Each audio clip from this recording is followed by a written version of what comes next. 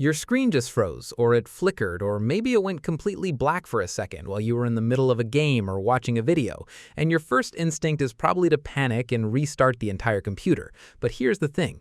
Most of the time, you don't actually need to reboot at all. You just need to reset your graphics driver. And I'm going to show you the fastest way to do that, plus a few backup methods for when the quick fix doesn't cut it. So let's get into it.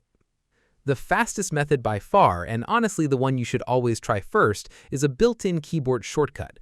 Press Windows, Ctrl, Shift, and B all at the same time. Your screen will flash black for a second, or if it's already gone black, it'll flicker as things come back. And that's completely normal, don't panic. What's actually happening behind the scenes is Windows is restarting the graphics subsystem itself, refreshing the connection between your GPU and the display, clearing out video memory, and reloading the whole display pipeline, all without closing a single app you have open or signing you out of anything.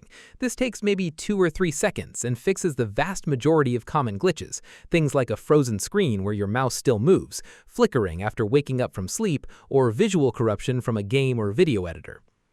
If that shortcut doesn't do anything, or your screen stays black for way longer than it should, the next option is Device Manager, which gives you a bit more manual control over the process. Right-click the Start button and choose Device Manager. Then click the arrow next to Display Adapters to expand that section, and you should see your graphics card listed there, whether that's an NVIDIA, AMD, or Intel card. Right-click on it and choose Disable Device, then confirm when Windows asks you to.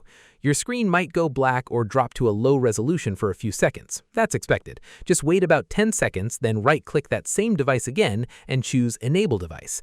This forces a much more thorough reset than the keyboard shortcut, and tends to work even in cases where the quick shortcut fails. For anyone comfortable with a bit more of a technical approach, PowerShell can also handle this. Press Windows and S to open Search, type PowerShell, right-click it, and choose Run as Administrator, since this does require admin access. From there, you can run a command that forces Windows to temporarily switch to its basic display driver and back, which achieves a similar reset to the Device Manager method, but through the command line instead.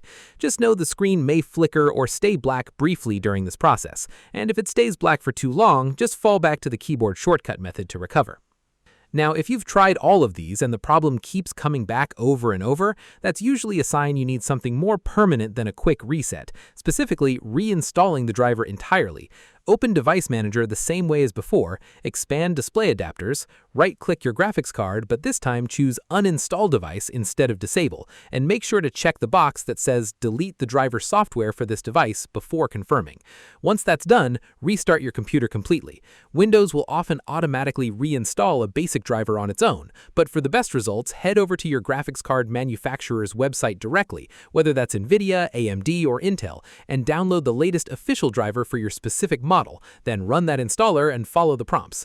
One quick note if you're on a laptop with both integrated graphics and a dedicated graphics card. Keep in mind these reset methods generally affect both graphics adapters at the same time, so don't be surprised if you notice a brief flicker even on the integrated side during the process. And that covers it. The keyboard shortcut for a quick everyday fix, Device Manager for a more thorough reset when the shortcut doesn't work, and a full driver reinstall when the problem just keeps coming back no matter what you try. If this helps get your display working again, drop a like. It really helps this channel out. And if you want more quick and practical tech fixes like this, go ahead and subscribe because there's plenty more coming. Thanks for watching, and I'll see you in the next one.